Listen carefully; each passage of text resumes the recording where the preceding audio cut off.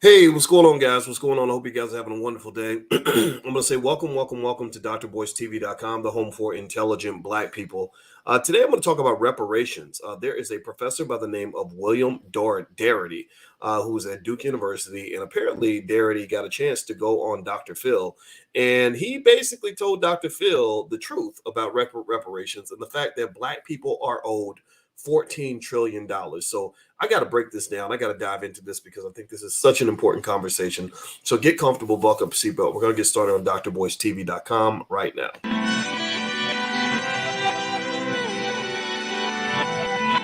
Here we are, clan the isms, cataclysm, great.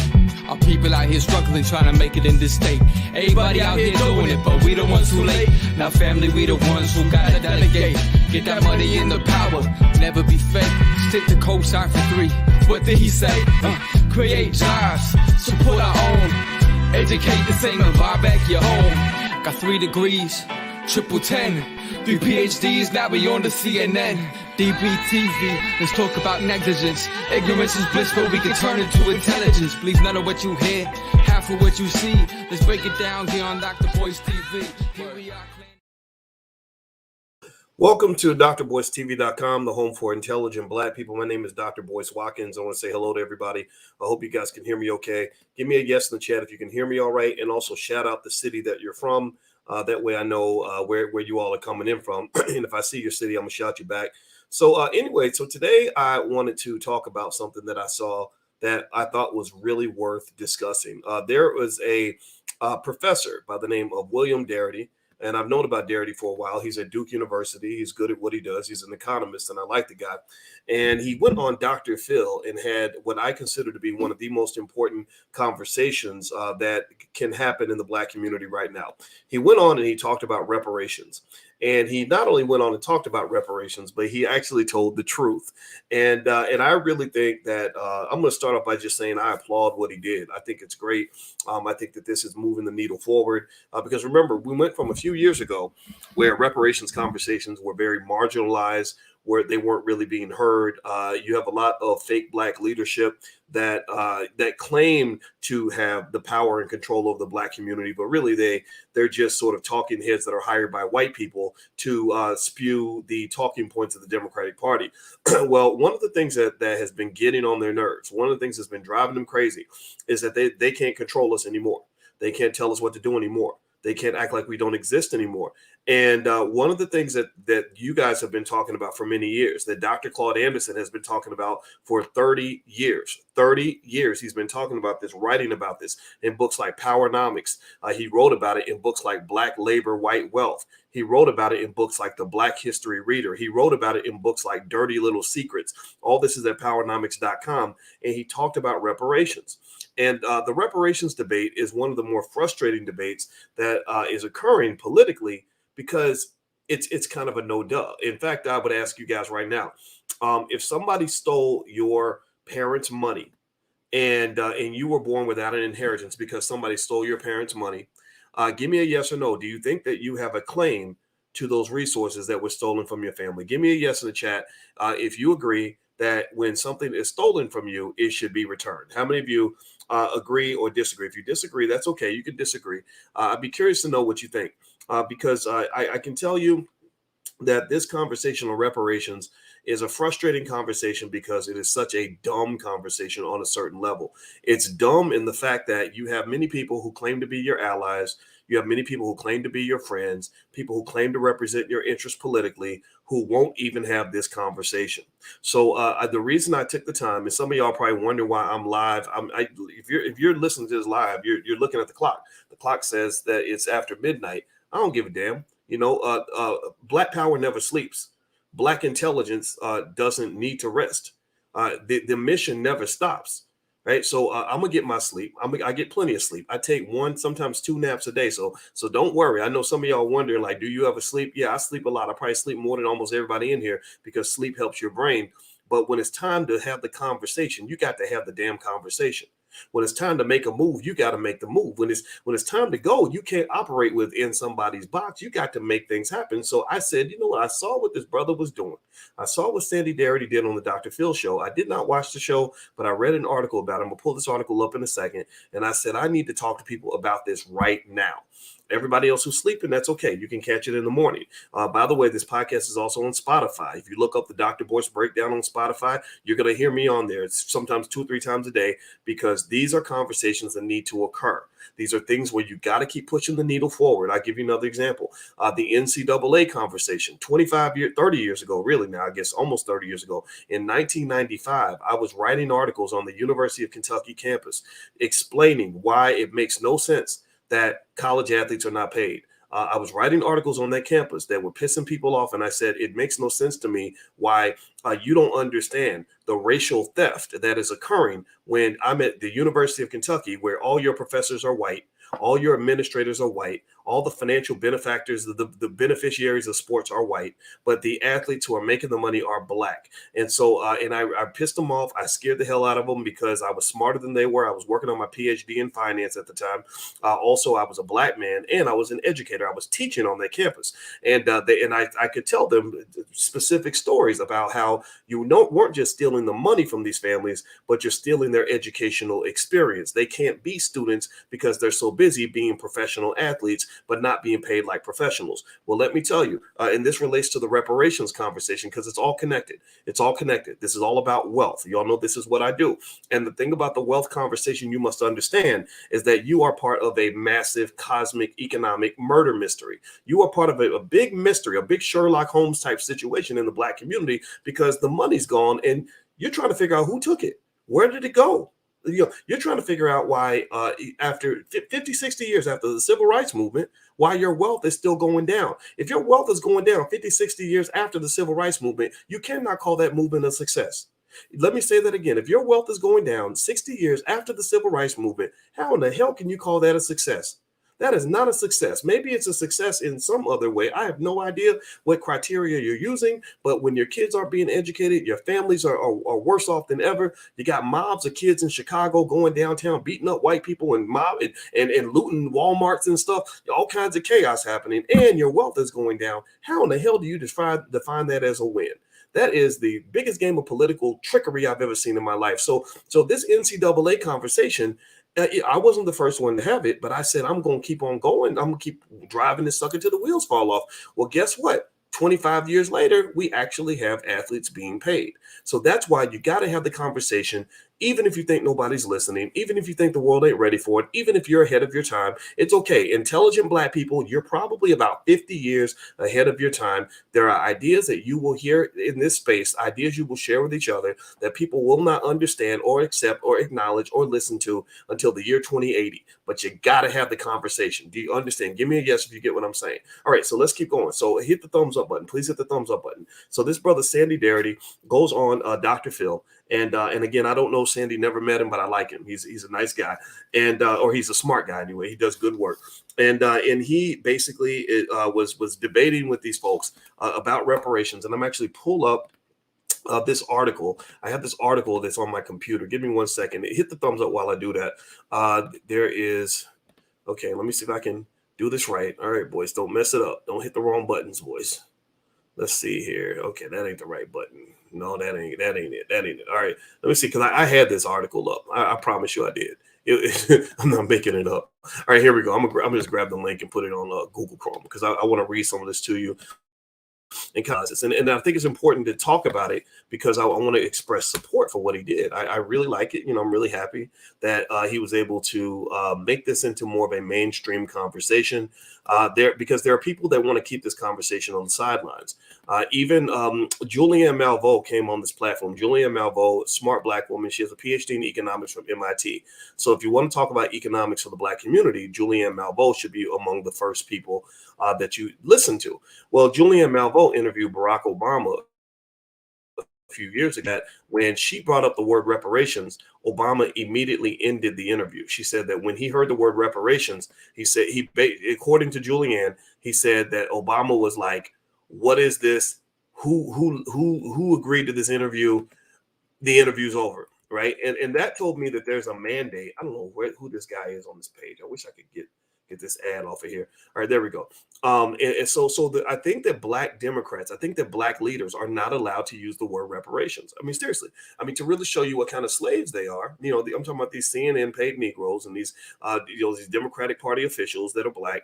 They're not. I don't think they're allowed to even bring up reparations because it's such an obvious issue, but yet so divisive because Black people are starting to demand what we actually deserve. And so Julianne's story was really, I think, a great case in point on that. So here's what it says. It says Duke University professor William Darity spoke on a Tuesday episode of Dr. Phil about his plan to give reparations to Black Americans, descendants of slaves. Darity, who co-authored the book From Here to Equality, Reparations for Black Americans in the 21st Century, made the case for such a program by offering some theories on how it would be accomplished. He said, quote, "The first condition is that reparations should be paid to Black Americans whose ancestors were enslaved in the United States." He said, "The second is how much should be paid. That amount should be dictated by the disparity in wealth between Black and white Americans, which at the current moment exceeds in excess to $840,000 per household." Holy crap. 840,000. Let's take a moment and imagine what you would do if you suddenly had an extra $840,000. How much would that change your life? How differently would you have made your decisions if you had that $840,000 that your ancestors left for you? They left money for you on the kitchen table and somebody stole it. How much would that have changed your life? What difference would that have made for you if you'd had, even a third of that, a fourth of that, even $250,000, an extra $250,000 that you could access when you were in your 20s? I know it would have made a big difference for me. I know I had people in my family that I had a great-great-grandfather who was lynched after he stood up to a white man who said something disrespectful about his wife in Alabama. I found this out through ancestry research. I had another great-great-grandparent who was basically an entrepreneur who had businesses, and they killed him and took his businesses, right? And this happened in my family, right? So there's thousands of other families where these things occurred. There are thousands of other people where your ancestors, they weren't lazy. They worked just as hard as you do. In fact, some would say they worked harder than we do. And they got land, they acquired businesses, they acquired wealth, and that was stolen from them, or they were blocked from opportunities. So Sandy Darity, I like what he's doing because he understands where the bodies are buried, just like Dr. Claude Anderson. If you read Dr. Anderson's book, The Black History Reader or Dirty Little Secrets, he points to all those things that they'll never teach you in public school, because public schools, unfortunately, are addicted to this false narrative that because we stopped beating up and killing Black people, and because we stopped doing terrible things to them, that everything's okay. Because we're no longer stabbing the knife in your back, that's the same as pulling the knife out and healing the wound. That because we're not running around trying to kill Black people the way we did and take all their stuff, that we should just be friends and everything's all right. And you hear, I think Jon Stewart actually was another sort of mainstreamish guy who started talking about the wealth disparity. And this is what I've been saying for many, many years. You guys have been following me. Some of you have been following me as far back as 2006. And I've been saying this for years. You got to talk about the money. You have to talk about the money. You can't talk about the symbolism. You can't talk about the feel-good stuff. You can't talk about we shall overcome, and let's sit and let some politician eat barbecue chicken with the pastor. You got to do Joe Pesci. You got to go Joe Pesci with it. Remember Joe Pesci from Goodfellas? Joe Pesci, he said, "F you, pay me." He said, "F you, pay me." That was Joe Pesci's most famous line. And what that means to me is that you have to basically stop taking excuses, man. You got to go gangster with these people. You got to say, look, if you're claiming to be my ally, if you're truly my friend, if you're truly, truly, truly in my corner, if you really have my back and you really, really care about me, if Black lives really matter to me, then you should be willing to put your money where your mouth is. Are you writing a check that shows me that you really believe the things that you say you believe? Because if you're not willing to write a check about it, or to support your idea, or to confirm what you're saying to me, or to prove your point, then that tells me that you're not really my friend. Because at the end of the day, talk is cheap, man. Talk is cheap. The reason they say talk is cheap is because talk doesn't cost you anything. It costs you nothing to say, I love you. It costs you a lot to prove that you love somebody and sacrifice for that love. So when somebody shows up and says they're my ally, I admit, I just go Pesci with it. Go Joe Pesci. I'm like, I go gangster. I'm like, okay, well, if you're really my ally, then this is what my community needs. Are you prepared to write a check? If you're really my ally, then I have documented proof, substantial proof. Dr. Claude Anderson and people like that, their contribution to this debate is that they did the research, they wrote the books. Sandy Darity did the work, and I have documented proof that shows that over multiple generations, your community stole trillions of dollars from my community. Are you willing to support various initiatives that will make that right? And if you get a him and a haw, well, that's not the answer that you're looking for. That tells you everything you need to know. That is not your friend. So basically, I think when I know when it comes to politicians, I said something. Tariq Nasheed had an event where he was doing a reparations rally, and I spoke at that rally, and I just said, no reparations, no vote. No reparations, no vote. I know you maybe think that's extreme. Maybe that hurt your feelings, but one of the things you'll learn about negotiation is that in some negotiations, you have to drive a hard bargain and push the limitations of goodwill in order to get what you truly deserve. Sometimes you have to, like NFL players, sometimes Emmett Till, or not Emmett Till, I'm sorry, not y'all know who Emmett Till is. Emmett Smith, not Emmett Till. Emmett Smith, who played for the Dallas Cowboys, had a situation where Jerry Jones didn't want to pay him. Jerry Jones hemmed and hawed and made excuses. Well, the salary cap and blah, blah, blah, blah. And we'll try to get the money, just play and it'll be okay. He tried to do to him what Joe Biden does to the black community when he gets elected, like when they did that to Ice Cube, but they told Ice Cube, Cube and I talked about it, and they basically told him, well, just go and just vote for, give us your support, and then we'll talk about this stuff after the election, right? That's a sucker move, right? They never called him back after the election. But that's what Jerry Jones tried to do to Emmett Smith. So what Emmett Smith did was he sat out of the season. Some of y'all that were Cowboys fans or football fans 25, 30 years ago remember this. He sat out. The Cowboys had just won a Super Bowl, and they were the top team in the league. Emmett Smith sat out for, I think, 2 or 3 games. They got their butts kicked all 2 or 3 of those games. Like, they were a whole different team without Emmett Smith. And you know what happened on the third day? They were pissed at him. They were complaining. They were saying he's not a team player. But guess what? He got that money. He got that money because he wasn't afraid to put it on the line. He wasn't afraid to say, no money, no relationship, no money, no friendship, no money, no support, no nothing. You'll get it when you pay me. Well, I personally think that in the next election and future elections, there should be factions of our community that simply say, no reparations, no vote. And they say, well, you got to vote because your ancestors died. No reparations, no vote. Oh, well, we got to get Trump out of office or we're all going to he's going to kill us all. No reparations, no vote. If you really don't want Trump back in office, then you should probably go ahead and write that check. You better get to writing, because I would hate for you to have to deal with another 4 years of Donald Trump because you obviously aren't that concerned because you're not writing that check. If you wanted things to change, you could do this right away. And don't say you don't have the money, because you always have money for things that you want to do. When you want to go bail out banks, you got trillions to do that. During the COVID pandemic, you were sending multi-million-dollar checks to businesses that didn't even ask for the money. Harvard and Yale mailed their checks back because they put 15 million in their bank account during the pandemic, and they said, we don't even need the money. We didn't even ask for the money. But the people who asked for the money, the ones who begged for the money, the ones who need the money, could not get the money. So you got money to burn. You printing money like it's going out of style. So don't tell me when it's time for us to get paid that you ain't got no money, because I've been watching you.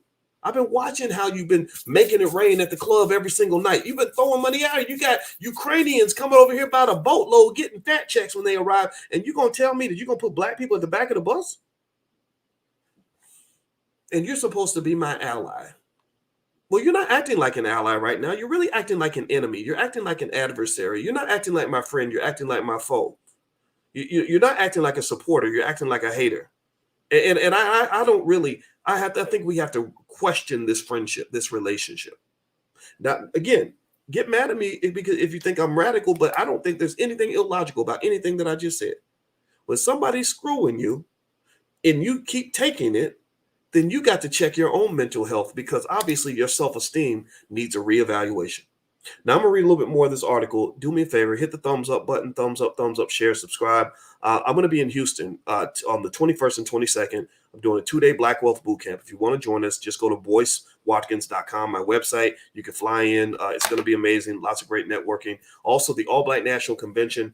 We're going to be in Atlanta this fall. We're about a week away from securing our hotel. I'm super excited to tell you which one it is because I love this hotel. So it's going to be a lot of fun. So if you'd like to join that, you can go to allblacknationalconvention.com or just get information on my website, BoyceWatkins.com. We have a lot of good stuff. The Black Business School and all that stuff. We have a lot of stuff that's in place that can help you. All right, so let me hop in and read some more of this article. Okay, so according to Sandy Darity, he says that his objective is to eliminate the racial wealth gap in the United States, noting that this would require an expenditure of $14 trillion, which would be distributed evenly across 40 million Black Americans. That would be $350,000 per person. He says, quote, money would be paid by the federal government. It would be paid by the federal government in the same way in which the federal government has met the expenses that were paid out for the purposes of trying to deal with the Great Recession and also most recently with the economic downturn associated with the Great Pandemic. There were some on the panel that challenged Darity's plan. Of course they did. Political writer Joshua Ferguson responded, first of all, the U.S. government doesn't have money. All their money comes from taxes. To say you're not going to take it away from people today, you're right. You're going to take it away from future generations, and that's what's going to happen, okay? Author and civil rights activist Bob Woodson also, see, these are civil rights activists, right? So they claim to be your allies, but then as soon as you start asking for money, they start telling you why you don't deserve any. He criticized the plan. He said, I cannot think of any group of people who have been made wealthy by just transferring money to them.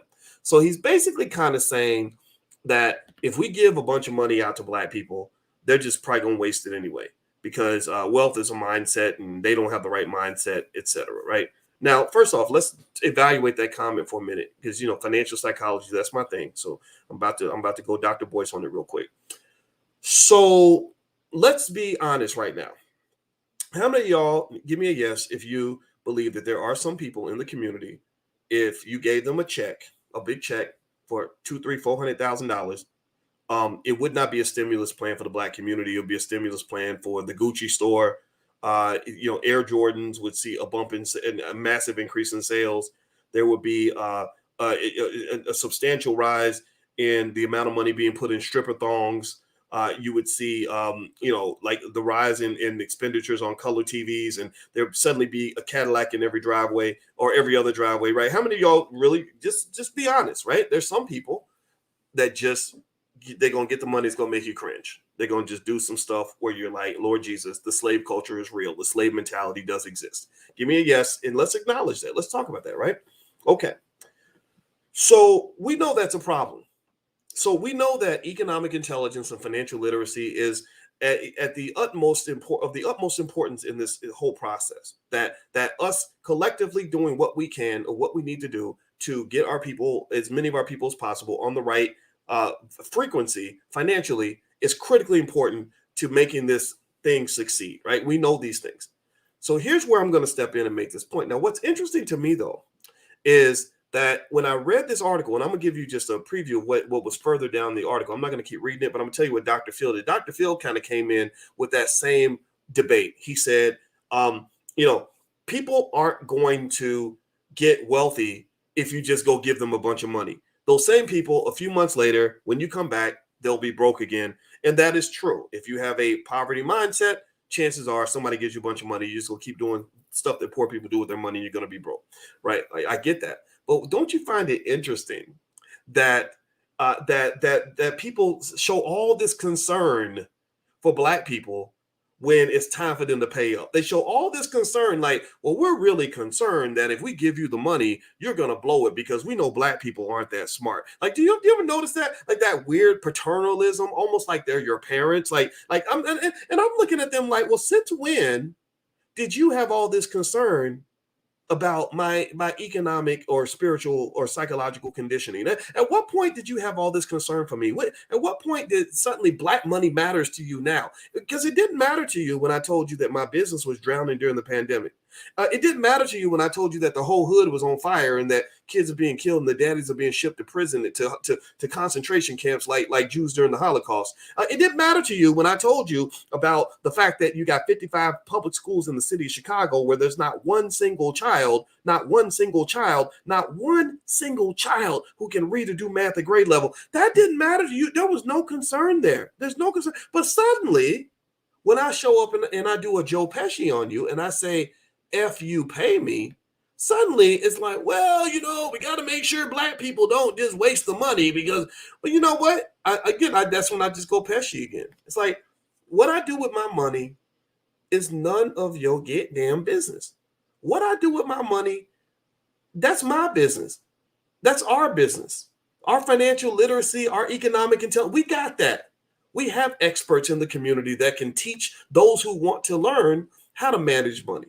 We have stock market experts who can teach us whatever we need to know. We have real estate experts all over the place, the Julian Gordons and others that can teach us all about real estate. We have experts on how to start a business. We have experts on anything you have experts on. We got experts too. The difference is that you pay attention to your experts and put your experts on TV. You ignore our experts and fill your TV screens up with rappers and strippers and Negroes acting a damn fool. You don't pay attention to black experts. You act like they don't exist.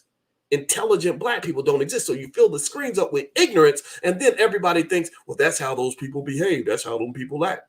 Because you hiding all the smart people and you putting the dumbasses on television because you have a certain view of us as a people. You put us in this weird box. So what I'm saying to you is, you can keep your compassion and shove it up your ass. I don't need any concern or empathy from you. Just write me my check. Just F you pay me. F you pay me. Pay me my money. I worry about that. If I want to take my money and use it for toilet paper, that's my damn business. Because you ain't never ever asked no other group that was paid reparations. You've never said, well, we can't give reparations to the Japanese because, we give them that money, they're going to be broke in 6 months. No, you owe something. When you owe people money, you don't have a right to say, well, I'm not going to pay you back because I'm worried about what you're going to do with the money. I'm a grown-ass man. I am not a child. And what are you talking about? But that's the thing, though. We know the game. We know that this is not legitimate concern. This is selective compassion. We need you all to go get the jab because we're so worried about all the black people dying from the virus. Well, you weren't worried. Black people been dying every single day since slavery, and you ain't never worried about it till it came time for Merck and Pfizer to make billions of dollars. That's when you start worrying about it. You start putting black people in your commercial. Well, for our generational legacy, to preserve our generational legacy and our people, we all got to go make sure we're safe and go get the. Are you serious right now? You're really now you're trying to play this card that you have some sort of concern for black people when every single time we line up and say, these are our list of concerns, you walk right past the list. You don't read it. You don't pay attention. I actually am not. My feelings are not hurt by that because I knew from the beginning that you didn't care. And I don't expect you to care. I don't believe any ethnic group cares that much about any other ethnic group. I don't believe Chinese people sit around trying to figure out how Arab people are going to eat. I don't believe that Mexican people sit around and wonder how the Jewish community is doing. So this idea that somehow we are sitting here expecting white people or anybody to care about us is weird. It's very weird. Michael Jackson had that song, They Don't Really Care About Us. And I'm like, yeah, that's right. They don't. Why should they? Why should they care about it? Because I don't care about them. Right? I ain't trying to save their kids. They ain't saving mine. That's my job. My job to saving my people, saving my kids is my job. It ain't their job. So stop it, man. Stop it. So part of stopping the process of them treating you like a child is also conditioned on you stopping this idea of acting like a child. For them to stop treating you like a kid, you must stop showing up as a kid. So, show up as a grown-ass man, a grown-ass woman. We got this. Just write the check. We got we don't want the money to go toward more public schools. Y'all done jacked up the public schools. Our kids are coming out there, can't even read, don't even know who the hell they are. Give us the money. We'll get the educators, and we will build the schools.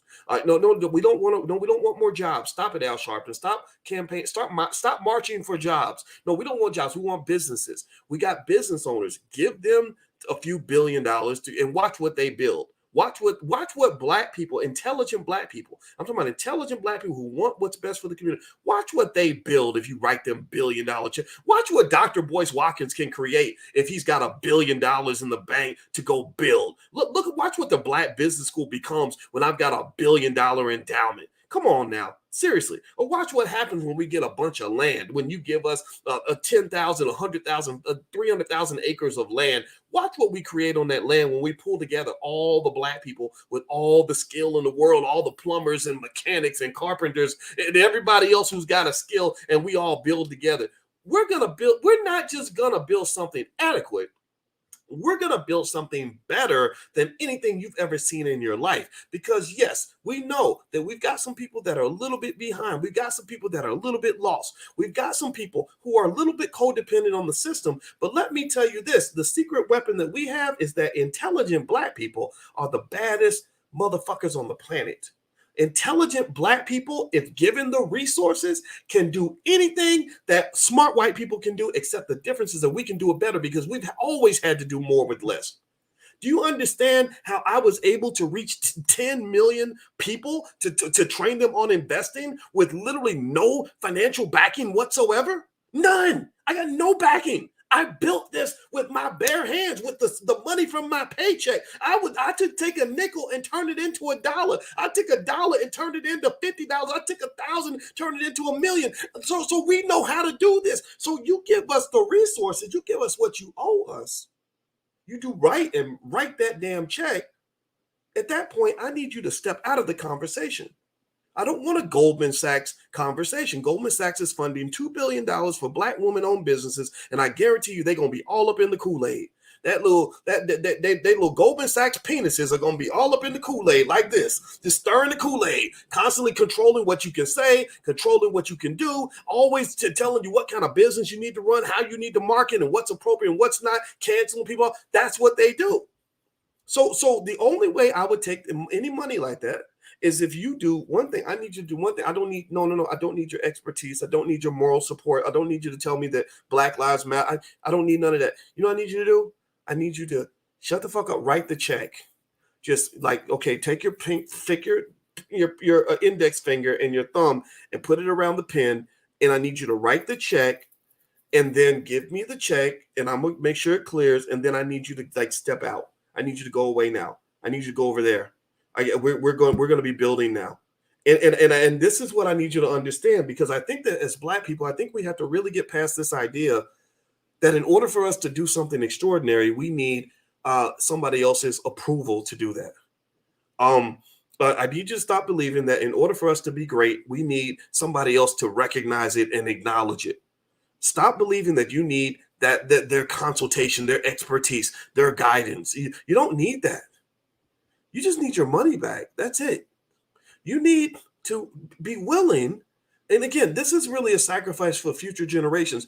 Our generation has a contribution we can make, besides what we're already doing, building businesses, educating each other, loving each other, supporting each other, is we need to be willing to fight that battle to get what is owed to us and have backs that are stiff enough to say that just like you had, in the civil rights movement. See, here's the thing. I've told you that I believe the civil rights movement did not work, but it's not because the people there were bad or that they were terrible or that they did something wrong. I think I forgive them for they know not what they do. I really do.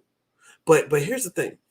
The same courage that they had during the civil rights movement, where they could go into a Walgreens or into a drugstore and sit at the counter, and the police come in and say, no Negroes allowed in this store. And then they whack them, and they just sit there with their back stiff and straight, and they get whacked upside the head, and they still sit there. And then they next thing you know, they bleeding all over the counter, but they still sit there. They don't move. Like that same courage to kind of stick to your guns, no matter what they do to you. We got to tap into that. That's what I'm going to tap into that. Whatever it was that let you sit there and get your ass beat just so you could go buy a banana split at a white man's business. I need you to take that same energy and have that same determination and that same fortitude when it comes to standing up to your alleged allies on this issue of reparations. I need you to stiffen your back. I need you to say, no, I'm sorry. I'm not. No reparations, no vote. Well, if we don't get if Trump, we got to get Trump out of office. No reparations, no vote. Well, you're going to ruin it. You're disrespecting your ancestors when you don't. No reparations, no vote. Well, we're upset with you and blah blah blah. We're gonna cancel and blackball you and blah blah. You don't know how many times I got canceled by simply telling Black people to do what's best in your best interest. I literally had that. I told you about the whole situation with Ebony Magazine. when my friend worked there, she was so surprised. She said, "You pissed off somebody at Ebony with whatever you said because they said we will not publish anything from Dr. Boyce Watkins." I don't think it still applies now, but now I don't care. They can publish if they want to. But seriously, literally, they literally got mad at me because I said, "I'm not. You're not talking to a powder puff Negro. I'm not going to go along with something just because everybody else is doing it, because I don't believe that what everybody else is doing is actually successful. I will go along with people that have ideas that I believe can actually succeed. The people that I believe in are the people that are really doing the work. The people that I want to see funded are the people that are actually in the community that are really spending time with those Black boys and giving them some guidance because their daddies are not around. I want to see money go to those mothers who are really loving those kids and doing whatever they can. I want to see money go to those teachers who are buying school supplies for the little kids from the hood because they can't afford it and the school board ain't giving them enough money to do it. I want to see that money go to those Black business owners who are taking pride and starting their own little establishments and doing the best they can with what they've got. I want to see that money really go to the people that really have the solutions. And the reason I know you have the solutions is because you were able to make $1 out of 15 cents. You were able to do something with nothing. Freedom Home Academy International in Chicago. Shout out to Marcus Klein, because Marcus Klein has created a school that educates Black kids so well that I bet a ton of those kids could go to Harvard if they wanted to. And he ain't getting no funding from nobody. Write that man $100 million check so he can take that Black excellence that he has, take that Black girl magic, that Black boy magic that they have put in a bottle at Freedom Home Academy International, and let him spread that to the world. There should be a Freedom Home Academy International school in every single city across this country. So if you really want to help me, write the damn check and get the hell up out of the way. I don't need your assistance. I don't need your guidance. I don't need your unsolicited advice on what you think is an appropriate way for me to use this money. So what? We are the stewards of our community, not the people on TV. And the sooner we get that through our thick heads, the sooner we will be successful. So I'm going to say this. I'm going to close out on this issue. If you could, please hit the thumbs up button. Thumbs up. As I told you guys, we're building Black media. So your help is really, really beneficial here. I think that the one thing I would add to what Sandy Darity said, I think Sandy Darity gave a great presentation on the Dr. Phil show. I think that his statement, just starting the conversation about 14 trillion, I think that's the right number. I think that it's great to have that part as part of the national dialogue. I appreciate anybody that is doing that because, as you know, Dr. Claude Anderson has been doing that for years. And there were people like Kanye West and Ice Cube who reached out to me because they wanted to spread Dr. Anderson's message. And every little bit is beneficial. Every little piece is helping. And Charlemagne the God, even Diddy, so there are a lot of people that have helped in this battle. So I think at this point, what we do is we stick to our guns. Keep the conversation going. Don't let them get away from the conversation. And the only piece I'm going to add in there is that Darity said that he thinks the federal government should pay the tab. And I do agree. The federal government owes a big chunk of that tab. But do not forget that there are thousands of institutions in this country that benefited from slavery.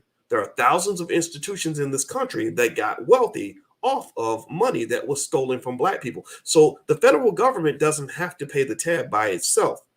You can even go to institutions like the Catholic Church and look at their role in slavery. The Jewish community, you're our allies. You got all them banks. Y'all were making money during the slave trade. Don't even act like you didn't participate. Give me a damn break. If you go to major cities and you see all that real estate, all those $100 million, billion-dollar buildings, all these railroads, universities, like all these institutions coming together. can actually lighten the load on the federal government. I think that any institution that is truly sorry for slavery should write a check that's big enough to truly make a difference and get that money directly to people who were affected. Don't just do stupid stuff and say, oh, we're going to give a discount on tuition, or we're going to just, put a little statue up. No. You have to write real checks with real money so people can do real stuff. There should be no Black business owner in this country that can't get at least $250,000 of funding for their business. There should be no Black child growing up in this country that can't instantly get funding to go buy a home whenever they're ready to do that, with the down payment included. Maybe Black people should not have to pay taxes, or our tax bill should be reduced by 80-90%. That would be a good start. I don't know. We can do a lot of things. There are lots of things we can do that I think would make, at least give people a fighting chance, right? So I encourage you, just keep the conversation going. Shout out to Sandy Darity for doing this. I think this is a great moment in terms of mainstream television. You guys have been knowing about this, and I think any white person watching, if you really want to be an ally, then act like a damn ally. Stop acting like our parents. Stop trying to tell us what's best for us. Start listening. Start really listening. And write the damn check. Cut the check. If you either cut the check or cut the crap. I think, if you can't cut the check, then cut the crap. You're not my friend anymore. You can't steal from people for hundreds of years, destroy everything they have, watch their community burn down, and then show up like everything's cool. It ain't cool. You're not my friend right now if you don't understand what we're dealing with, what we're going through, and the mess we're trying to clean up. So just cut the check and then shut up.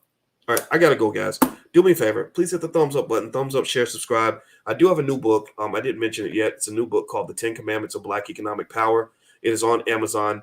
And by the way, I want to give credit to the man who I think is responsible for the vast majority of the reparations conversations in this country, Dr. Claude Anderson. There he is. So shout out to Dr. Anderson. I think this is a great moment for him. I'm going to talk to him about this when we talk on the phone.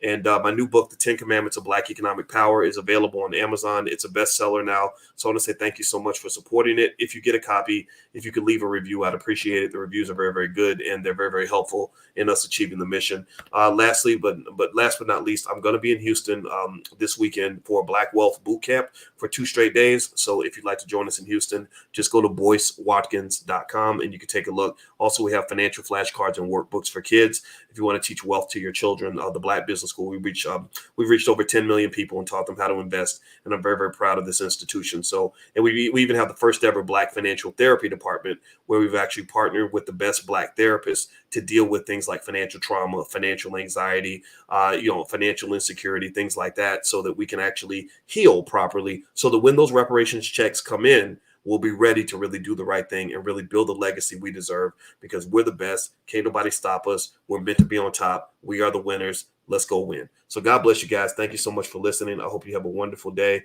and I will see you all very, very soon. Take care now. Peace.